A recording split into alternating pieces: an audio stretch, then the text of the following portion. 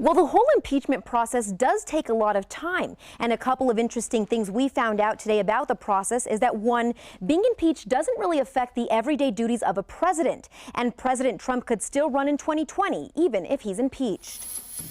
Do you know anything about how the impeachment process works? Nope. I just know it's based off like a palette of votes and stuff. I just know that it has to go through Congress first, right? Right. The impeachment process is a process that has many steps, and some of it can take a while. Yesterday, Nancy Pelosi announced a formal impeachment inquiry into President Donald Trump.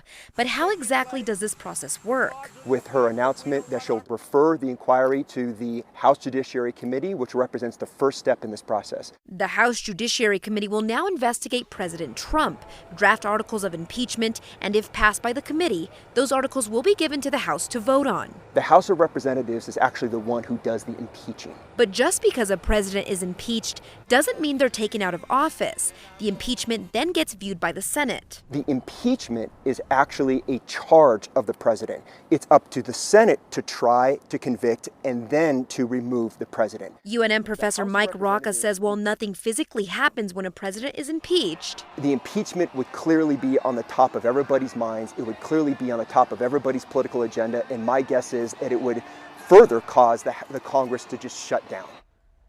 Professor Rocca also told us that it's important to remember that this is a political process, not a legal process. Rocca says that the president can also twist this to help him in the 2020 election by rallying people against the Democrats. Marissa Armas, KOAT Action 7 News. Senator Martin Heinrich sent us a statement about the president's impeachment inquiry, saying in part, President Trump's misconduct is a direct assault on American democracy, and Congress must act to prevent him from harming the foundations of our government and our national security. This threat is unfolding before our eyes and directly exposes President Trump's disregard for our country and the office of the presidency.